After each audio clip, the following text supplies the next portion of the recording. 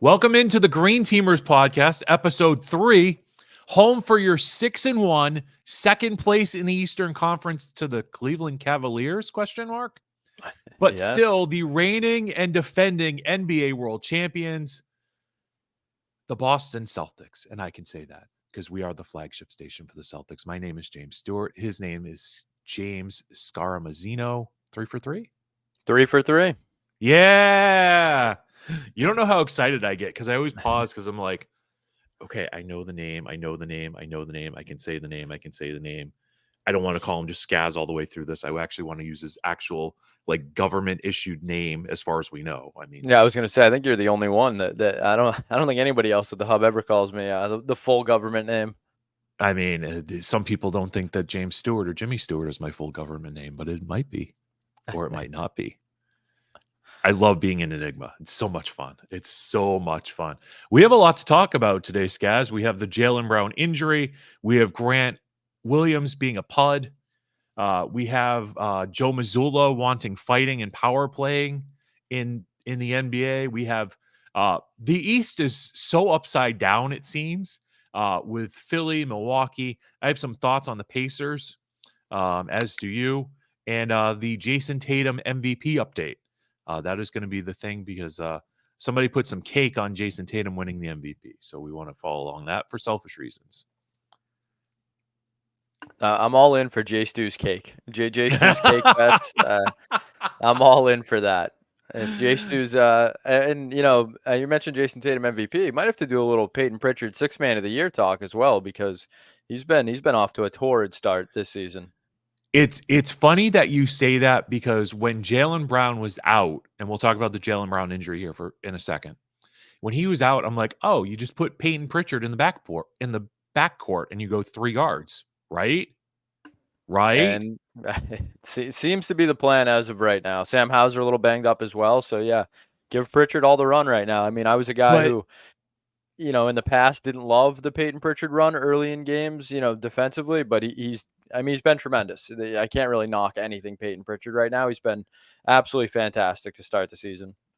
My point, Scaz, was I thought Pritchard was going to be in the starting lineup, and he wasn't. And this reeks of Malcolm Brogdon a few years ago, where they're like, nope, you're off the bench for all 82, brother, and that's how we're going to use you.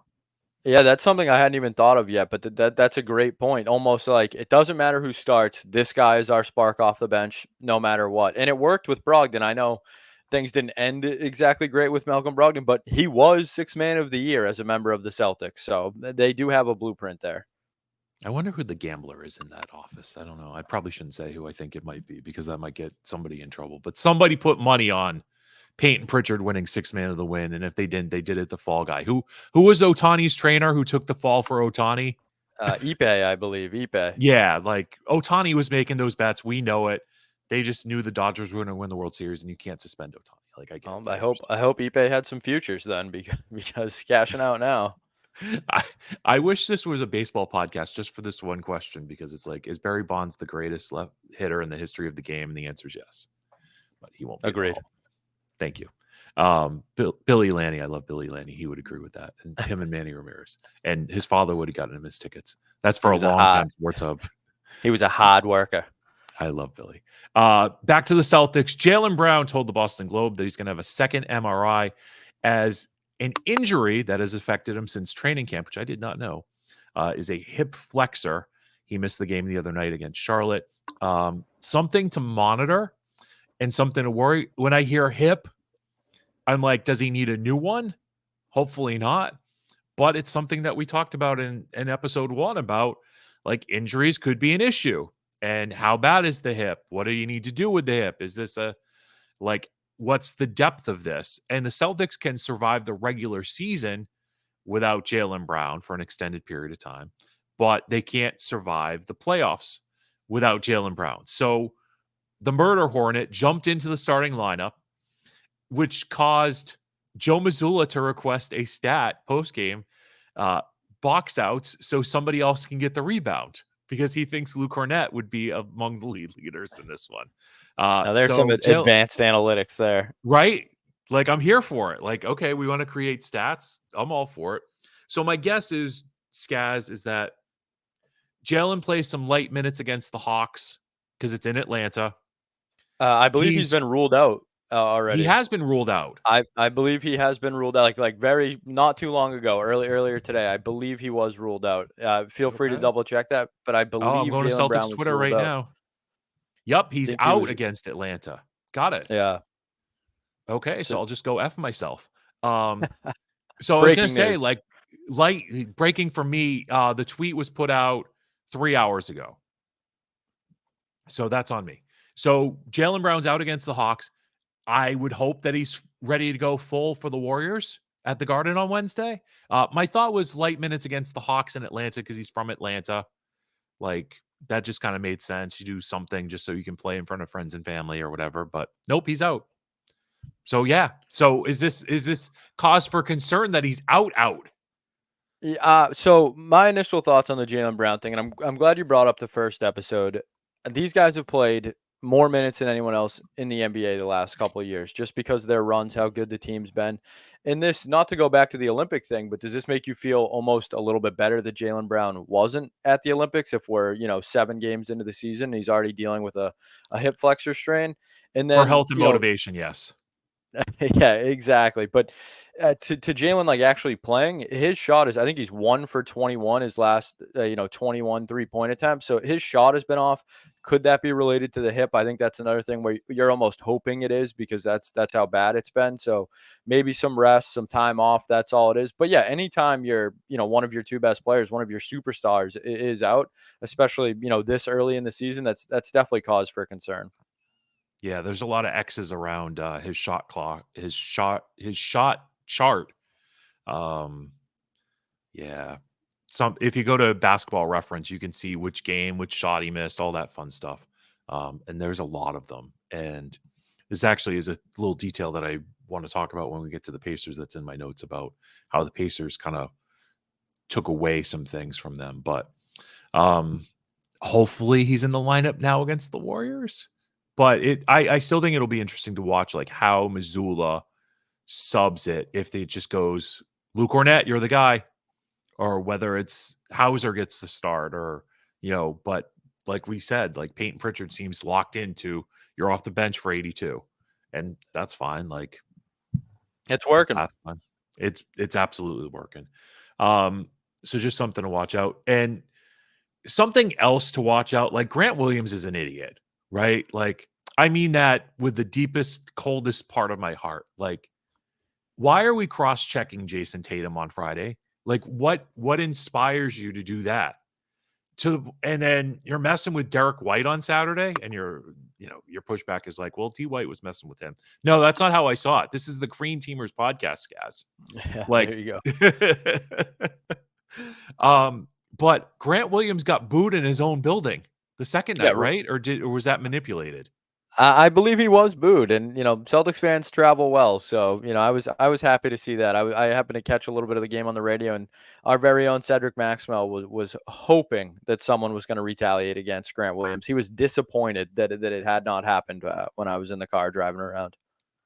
Well, maybe this goes into the Joe Mazzulla power play thing, but there's a reason why.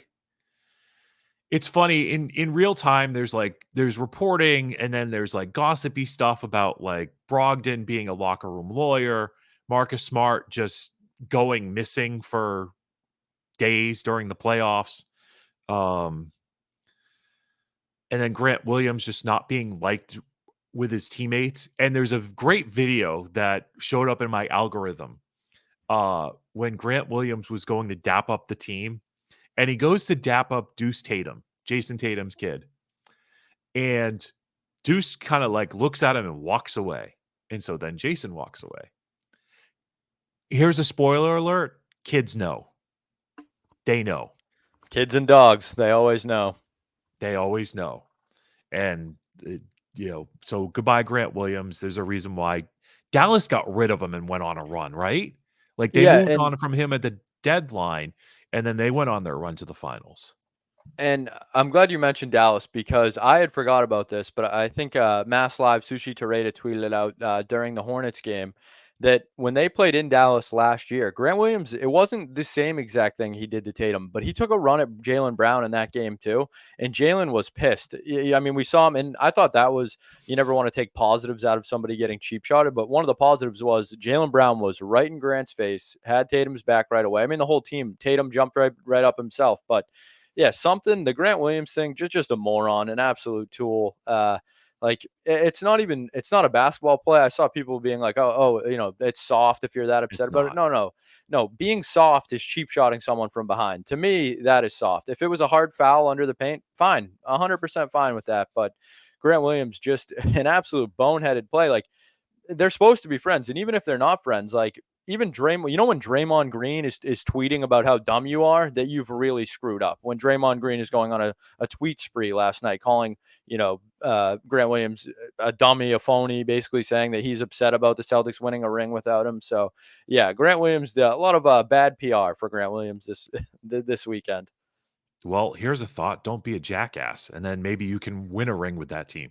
There was a great, I don't know if I sent this to your IG or not.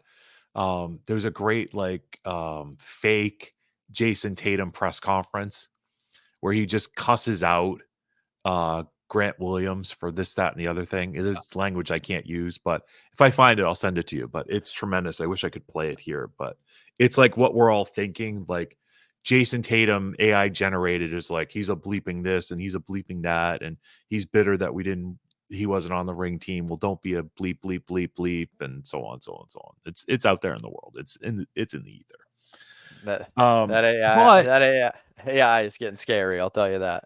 Oh, it is. And there's going to be something that happens, Skaz, that's going to affect a real world situation. And that's a problem. That's for a political podcast on Tuesday, For I think. another day. Yeah. That's yeah, and independence by sneakers too. So but it leads into this.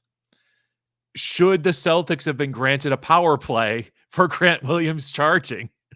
And how long should the power play have been? If you didn't see this, Joe Mazzulla was on Zolak and Bertrand earlier this week, and he was asked about rules and if there are rules that he would like to see in the NBA. And he said he wants a power play, and he wouldn't mind fighting. And he believes that you, as a human being, should get 5 coins a year to challenge anybody at any time for a fight. This was tremendous. And I think Joe Mazzulla would have fought Grant Williams right there, whether he had the coins or not. I love it. I love the edge that Mazzulla has. This is the time where we shine on Joe Mazzulla, Skaz. Yeah, Joe Mazzulla is one of a kind. I mean, we've said it from opening night. We had Frank Martin, Joe Murray on the Joe Murray Show. Frank Martin, UMass basketball head coach, and we asked him about Mazzulla, and he said Joe Mazzulla would fight 2 grizzly bears just to see what it felt like, because that's just who Joe Mazzulla is. Like that, he just, the guy loves being competitive. He loves the fight. He loves everything about it. Do I want fights in basketball? No. Do I want power plays in basketball? I don't think so. I'm okay with getting crazy and trying new things, but the 5 coins a year, I don't know how the contract's insurance is going to work out for that when you have Jason Tatum breaking his hand for punching Grant Williams. I don't know if I want my superstar out for 3 to 4 months because of a broken hand because Grant Williams is a dummy. But Joe Mazzulla is tremendous for content. We saw him get teed up. Charles Lee got his first tee as well. So the refs having a tough time in Charlotte, but I'm not a blame the refs guy. So fighting in basketball, I'm out on it, but I'm 100% in on Joe Mazzulla's crazy ideas. So here's how if Joe Mazzulla got his power play, so if the NBA did power plays, here's how I would do it. So the shot clock resets at 12 seconds or 13 seconds. It's whatever. That's how long the power play would be. It would be that one possession. It would be a 5-on-4, side out of bounds, 5-on-4 for the length of that possession. So if I think it's it's shot 14. clock violation, you bring him back. You bring the 5th guy back in. If 2 players go, I'm all for a 5-on-3 power play.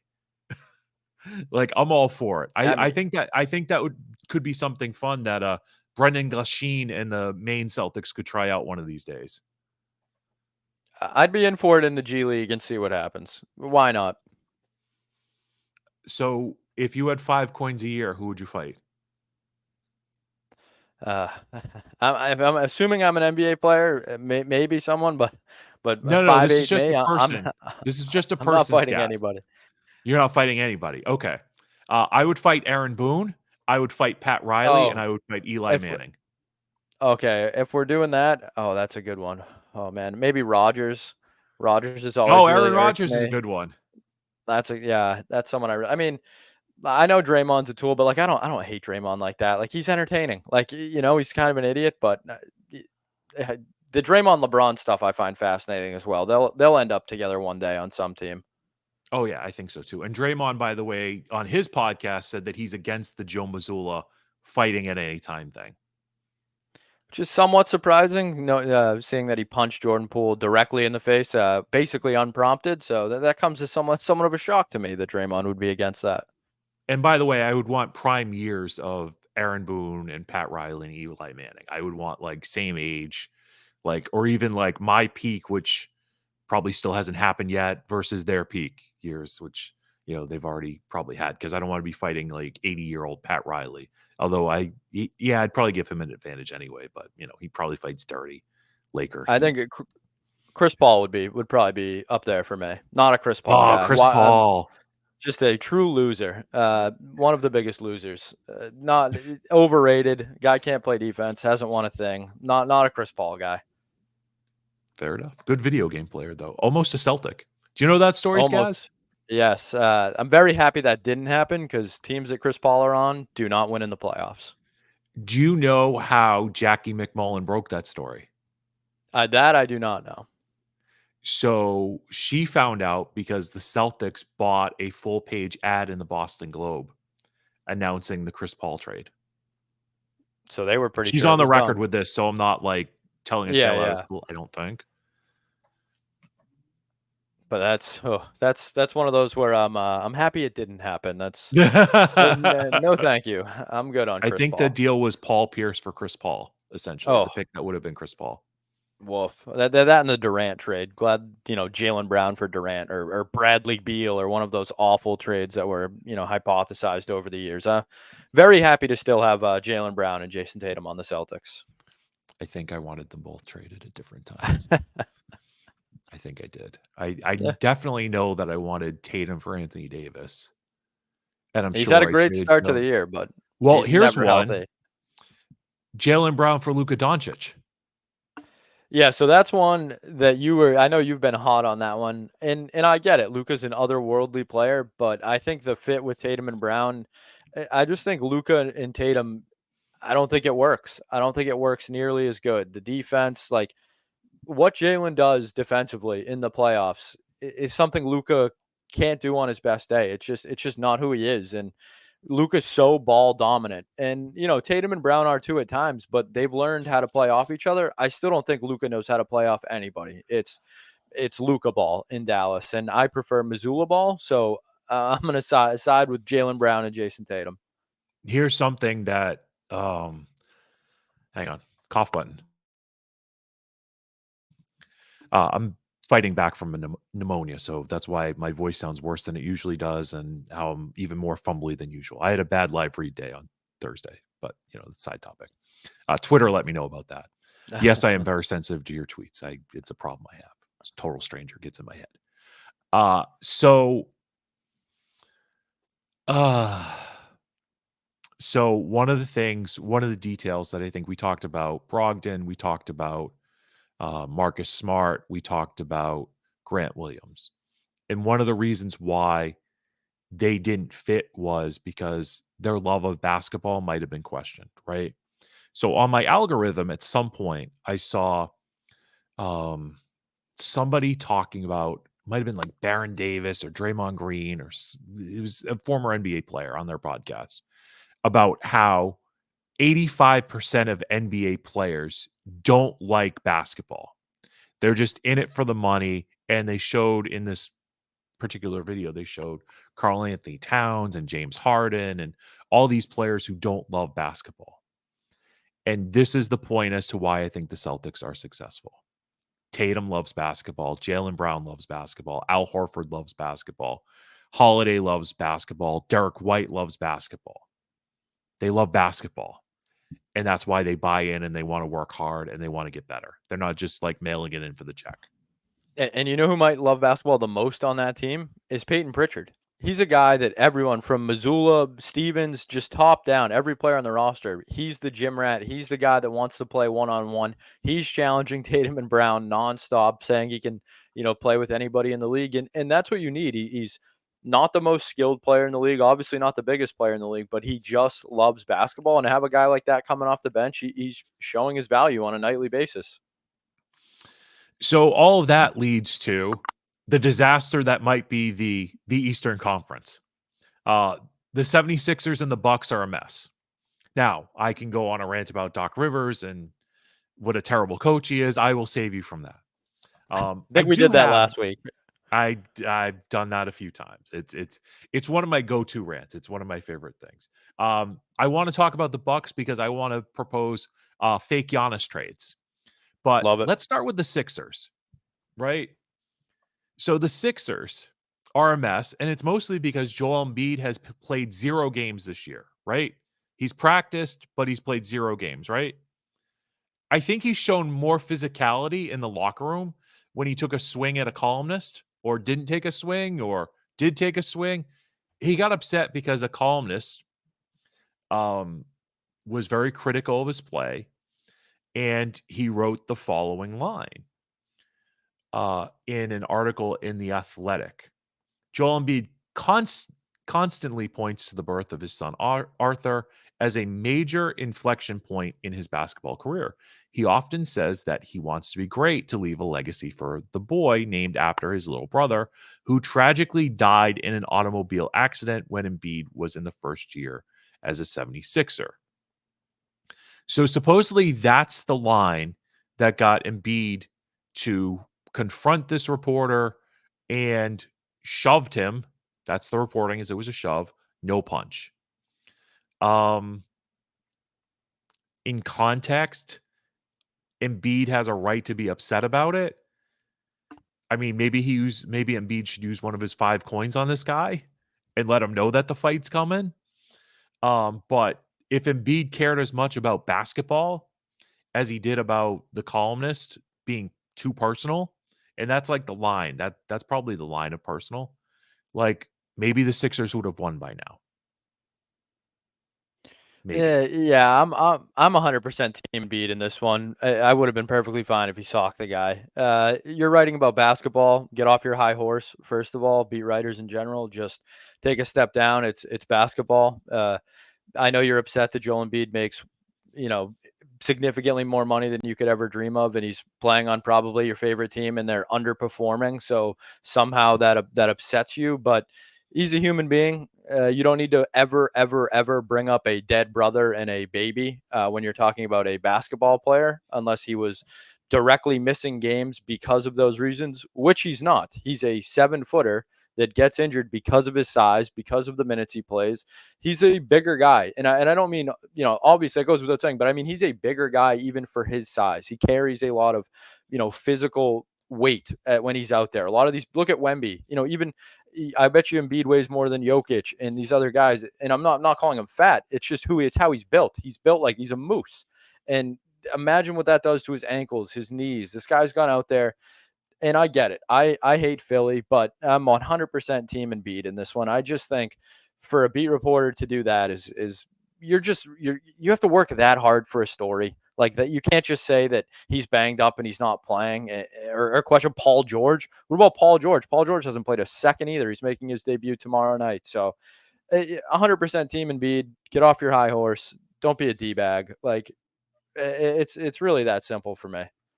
Embiid, I'm on Embiid in confronting the reporter. If he had knocked him out, I would have been fine with that. I do think Embiid needs to be more of I care about playing basketball, and in that comes a better sense of conditioning. Like, I don't know what his diet is. I don't know what his workout is. I don't know anything like that, but there should be a degree of professionalism when it comes to how you treat your body. I know I treat my body like crap, but I'm a stupid radio producer. So that's right in line. Yeah, and if the reporter wanted to question, that, like his actual, what did you do in the off season? How do you come Yeah. into the season not healthy? That's fine. Those are all fair questions. Like your superstar that's getting paid hundreds of millions of dollars should never start the season on the injury list. And maybe, if I'm that reporter, I'm complaining about the Olympics. I'm complaining about Joel Embiid doing that than I am about, stuff in his personal life that happened in the past. So that's just a guy being lazy, looking for clicks, and he might have caught a right hook instead of some clicks. So Hey, I got to tell reap you, what you guys, sow I there. like clicks, so I'm into Ah, clicks. But I don't know that clicks are I don't know good. that clicks are good. And certain double clicks are good too. The Bucks have a coaching issue. We know that. They have a Damian Lillard issue. Like, does he even want to be in Milwaukee? Because he's not exactly like he doesn't No, seem like he wants to be. And then Giannis, does Giannis want to be in Milwaukee? nope. These are all questions that I have. Yep. So I agree with you, Skaz. I agree. None of them feel like they want to be there. Doc Rivers doesn't want to be in Milwaukee. I'll tell you that too. None of these Mm. guys want to be in Milwaukee. The Damian Lillard thing, I don't. This was one I didn't like from the start. I thought it was a horrible trade the second they made it. You're just. Did you never watch Damian Lillard play basketball or Giannis play basketball? They couldn't be more opposites. Giannis runs up and down and works for his points and occasionally shoots a three, but not really. And Damian Lillard wants the ball in his hands 24/7. He's going to play hero ball and he's not going to play great defense. And Milwaukee's championship was built on good defense. You guys like Portis and Lopez and Holiday, obviously, and even Connaughton gave them good minutes. So it's just, and he's fallen off a cliff too. But the Lillard Bucks thing, it's an absolute disaster. I think they're 1-5 now or something like that. Just a brutal start to the season, and we're already getting the Lillard rumors, the Giannis rumors. So as a Celtics fan, great to see Milwaukee in disarray, but then you just worry about, where is Giannis going to end up, and if the Karl Anthony Towns and Mikal Bridges thing hadn't already happened, and the Knicks spent every single one of their picks for the next 10 years on doing those two moves that probably aren't going to win them anything, I would be very nervous about Giannis going to the Knicks, but now that's not even a possibility. So maybe Miami, maybe the Nets is something you have to worry about. But right now, I don't view the Milwaukee Bucks as a threat to the Celtics at all. Here's a fun little thing. Here's a fun little detail. Do you know who owns the Milwaukee Bucks first round pick this year? I do not. The New Orleans Pelicans. That's And interesting. right, so I was curious if they owned their own pick. And now I'm kind of interested to see what that's from because my thought is it's from the Holiday trade. It's from the Drew Holiday trade from however many years ago. Because all these teams they punt their picks down, Oh, yeah. I right? didn't even think of that. That's because I'm trying to think of who Scroll, they sent scroll, back. scroll, scroll, scroll, scroll. All right, 4-team trade. Yup. It's from the Holiday trade. That's the Eric Bledsoe Holiday trade. George Hill was in that deal. New Orleans agrees to the right to swap in 2024 with Milwaukee's 20. They own it. The Pelicans. So Bet. even if the Bucks, that's like I was just trying to like figure out because in the back of my mind, I'm like, I wonder if Milwaukee owns it. So it's worth them to just deal everybody off. It's not. It's somebody Nope. else's pick. Y- Oh, You you can't suck idiots. this year. Yeah, you You idiots in morons. Milwaukee. Oh my gosh. That's I was great. nervous. I thought you were going to say Sam Presti has that pick too, and somehow the Thunder were going to find their way to another top 10 pick. I was getting nervous there. Stashing them away. Local guy Oh, Sam Presti building a monster down in OKC. oh, that's great. You want to go through some fake Giannis trade ideas? Yeah, why not? I'm always down for some fake trades. I got some Lillard ones too. I have one Lillard one that I'm interested to get your thoughts on. Oh, what's your Lillard one? We'll start there. Go ahead with Lillard. Well, We'll a make them team wait for the that's Giannis yeah, stuff.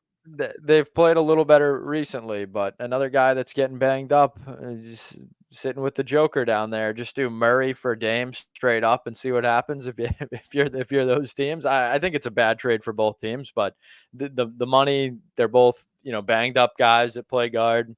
Jamal Murray for Dame straight up. I say yes, and I say yes from both perspectives. Love it. Because that to me is a hockey trade. That's like we're accelerating because I think Denver's GM is on the record being like, yeah, we're in year 5 of our 10-year championship window. So let's accelerate that. Let's go get Lillard and see if Jokic can play with Lillard. And once we find out he can't, then you move him in the offseason. Yeah. But yeah, Because, I mean, if we're doing crazy trades, why not shake up 2 of the biggest teams in the league? yeah, I'm all for that. Because in the NBA, like this stuff happens. Like stars get traded for stars. It's great. All right. Did you have any more Lillard trades? No, Or was that that just was your the big one one? that That was your big one? that That's was a the one good that one. came into my mind. That's a good one. All right. So supposedly Giannis wants to go to the Lakers, the Heat, the Nets, or the Knicks, right? So would you do Giannis for Anthony Davis? I mean, if I'm the Lakers, yes. If I'm the Bucks, no way. All right. Do you think Milwaukee would do Giannis to the Lakers for D'Angelo Russell, Austin Reeves, and some picks or pick swaps? Yeah, I mean, they'd have to get a lot of picks. I think you might even need like Dalton Connect to get tossed in there too, and like Rui or Yeah, I think it, Rui would have to be part of it too, for cap reasons. yeah, it would take a lot. I mean, if I'm the Lakers, that's something. If there was a way the Lakers could keep LeBron and AD and bring in Giannis, you almost feel like they would have to try and do that just because of LeBron and AD's window.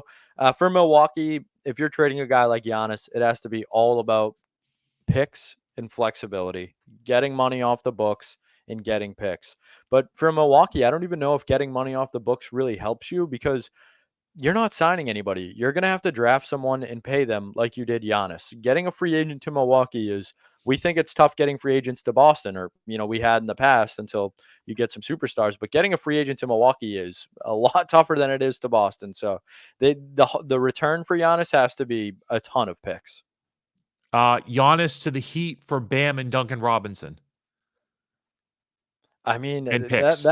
yeah. So that would be interesting. Bam. I want Bam to be a Celtic one day. That's one of my dreams. Is that Jason Tatum and his best friend there, Bam, get to team up on the Celtics one day because I love watching Bam play.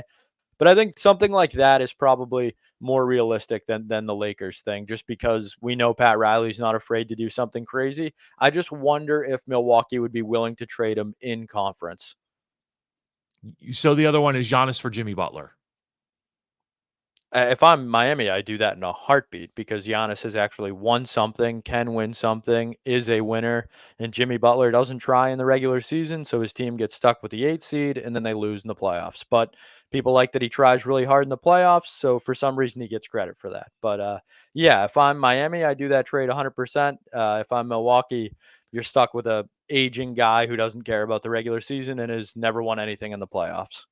I have to tell you, I was here for a little bit more of a Jimmy Butler rant because I've heard you do the rant about the myth of Jimmy Butler.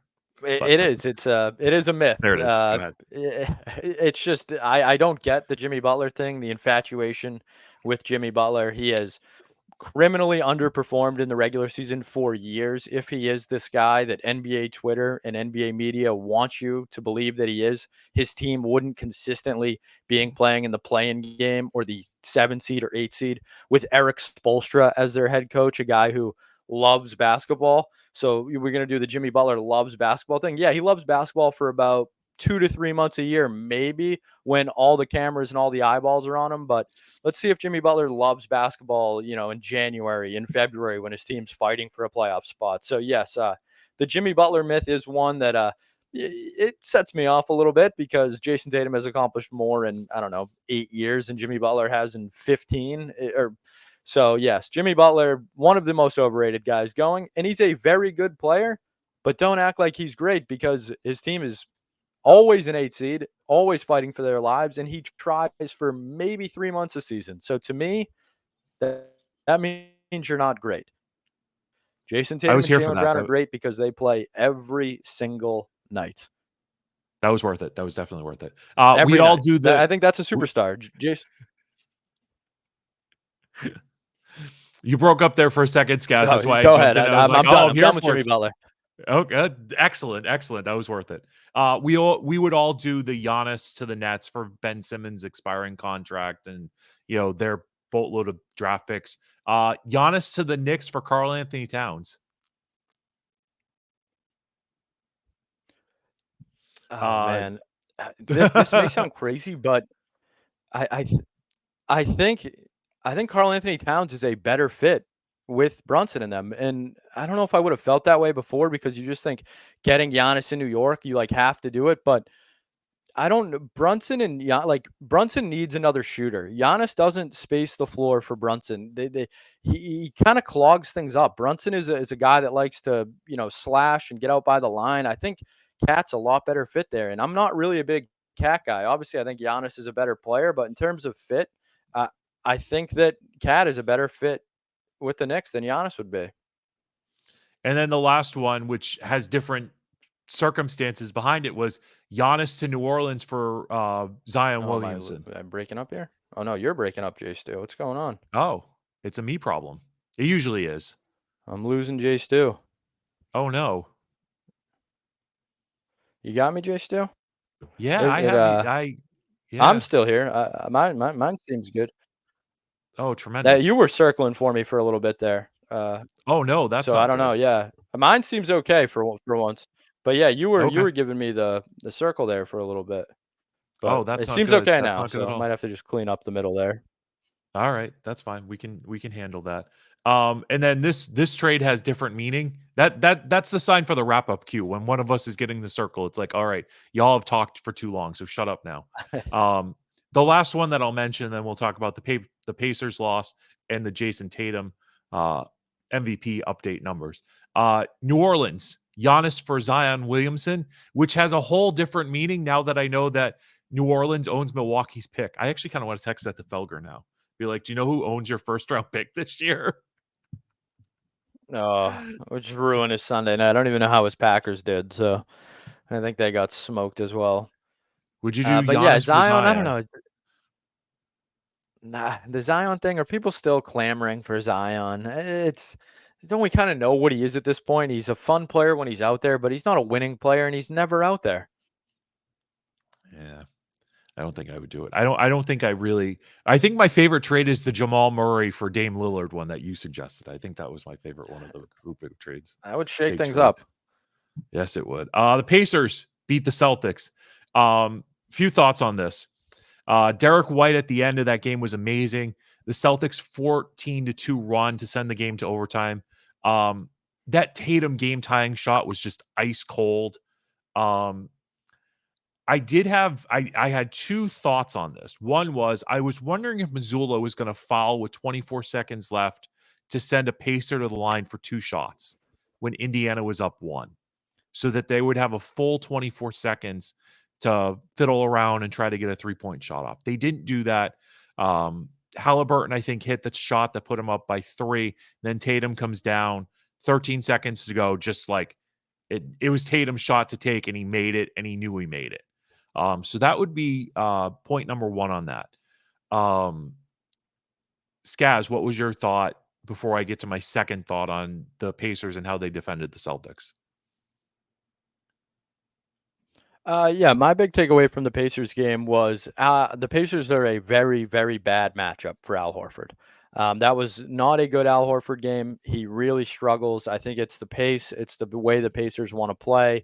It's not often we get bad Al Horford games. I mean, dude, there's probably been a handful of them in the last couple of years, but I thought Holiday really struggled at times too in that Pacers game, which was a little concerning. I think he's been better in over the weekend, so a good sign there. His shot looked better as well, and obviously Derek White is amazing. He's Derek White, but yeah, I think the Horford thing is a slight concern, and we got some Neemias Queta over the weekend, and I think partly because of what Joe Mazzulla saw against Indy, they're going to need Neemias Queta at times. Their bigs are thin. The Murder Cornet can only do so much. I thought Queta played well in his limited minutes. We know what he is. He's very athletic, limited offensively, but he can clean up the boards. And Al Horford's getting up there. In Indiana, teams like that is going to be a long night for Al. So yeah, that was probably my biggest takeaway from the Indiana game. You knew they were going to come out firing. The Celtics shot wasn't falling.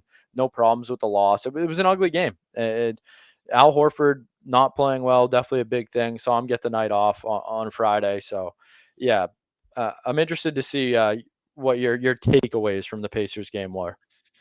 So I have a lifelong best friend. He's essentially my non-blood brother, and he coaches at the high school level.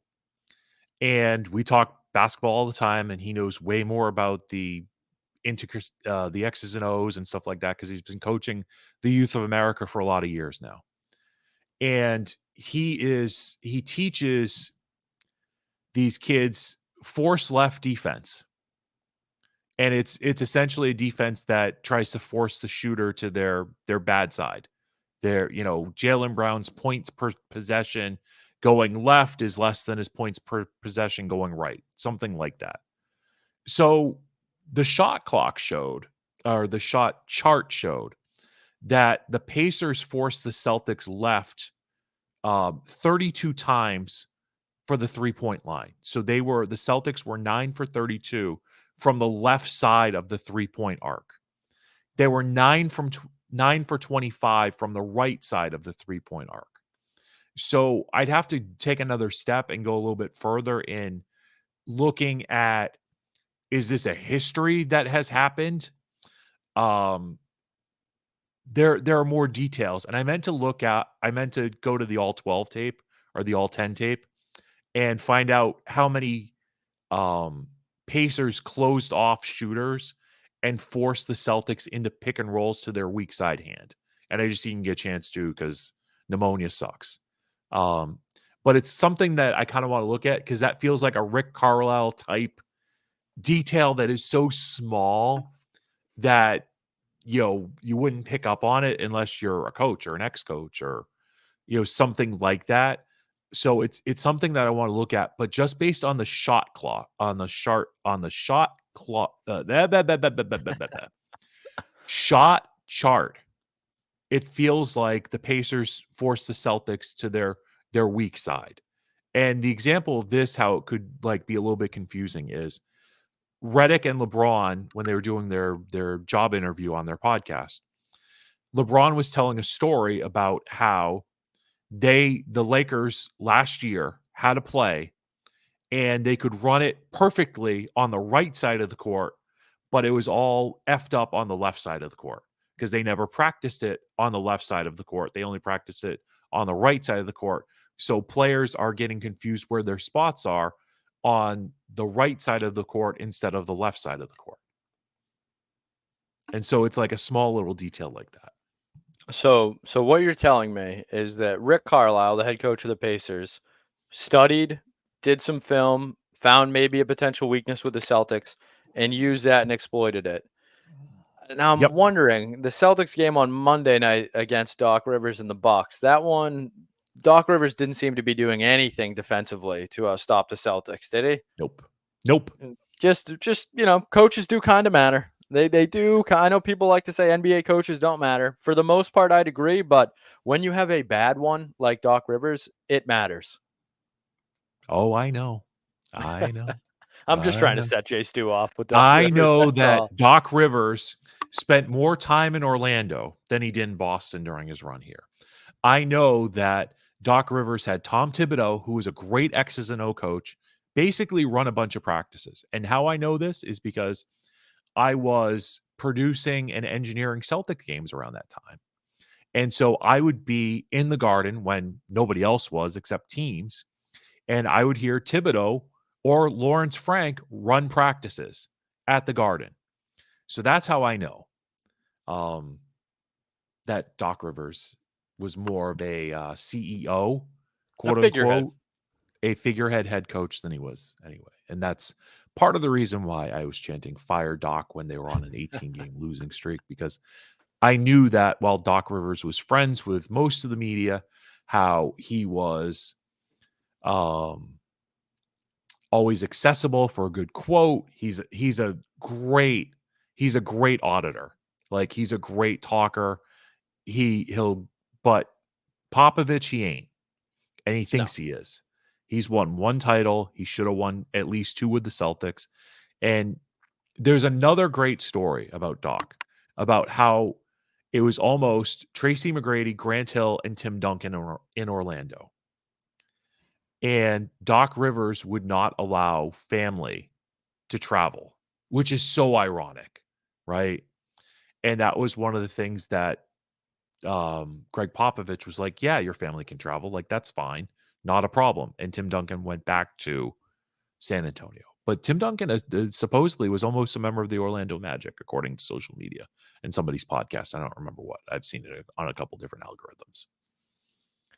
So, yeah, Doc Rivers. I'm sorry. I know you wanted more, and I just don't have it in me to get No, I know. It's just, Doc Rivers, what a disaster in Milwaukee. They should have kept Adrian Griffin there, but who knows what's going to happen now. The Celtics play them again a week from today, actually, 3:30. I joked about Cleveland being 7-0. The reason why Cleveland is 7-0 in part is because Kenny Atkinson is a really good coach. He is a really good coach for that specific type of team. He was an assistant in Golden State last couple of years, right? After Kyrie Irving fired him in Brooklyn. Hang on, I can look at this. I should have looked at this. Yeah. He was a Golden State Warriors head coach when the Warriors beat you, or I'm sorry, beat us, because we're green teamers, not the Felgram as you. He was with the Nets.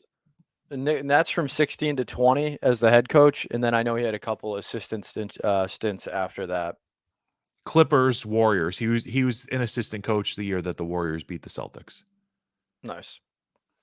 No, not so nice. That's not nice. I know. that was me giving Kenny Atkinson his due.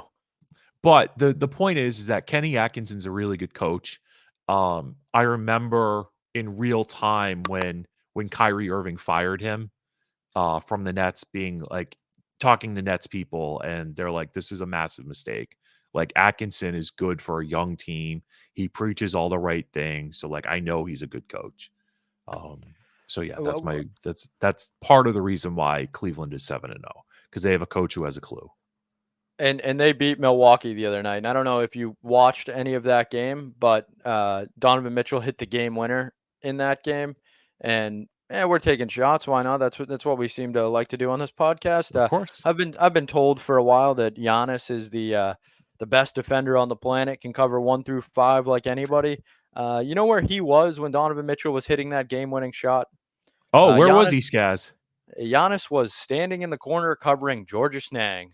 So that makes sense. If I have the best defender on the planet, a guy who can cover 1 through 5, and I'm the coach of that team, I don't know if I'm necessarily going to put him on the wing to stand there and cover Georges Niang. So just another observation watching the Bucks. I understand. Good job, Skaz. All right. Final thought is Jason Tatum's MVP look. His player impact efficiency is now number 5 in the NBA. Jokic, Giannis, SGA, Anthony Davis, Jason Tatum. Tatum's line right now is 30 points per game, 7.5 rebounds, 4.5 assists on the season. Skaz, your thoughts?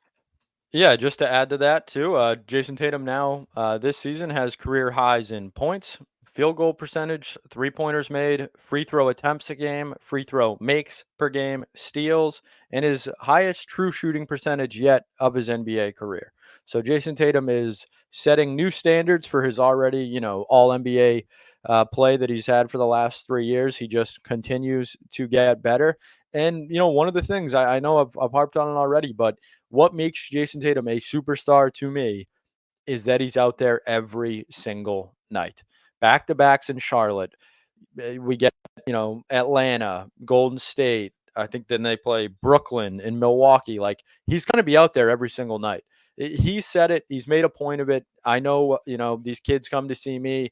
He's a unique superstar, especially in that league. Yeah, and I think people do take it for granted a little bit. And I know now we're getting real green teamer, but what makes Jason Tatum so great is because he's out there and he's giving you 29, 8, and 5 every single night. No, he's not taking a rest, a load management, none of that. And I think we're going to get to the point where they talked about it last year. Joe Mazzulla and Brad Stevens have to beg this guy to take a night off. So I wouldn't be surprised if that starts to happen, we get later in the season. But for the people that were Jason Tatum revenge tour, Jason Tatum MVP tour, I was a little bullish on that to start the season. It certainly seems like Jason Tatum was not bullish on that idea, because he has been the best player, leading the Celtics in every statistical category. And, just hats off to him. I don't know how he keeps getting better, but he's getting better every single year. Here's the answer to your question. Jason Tatum loves the game of basketball. And that's why.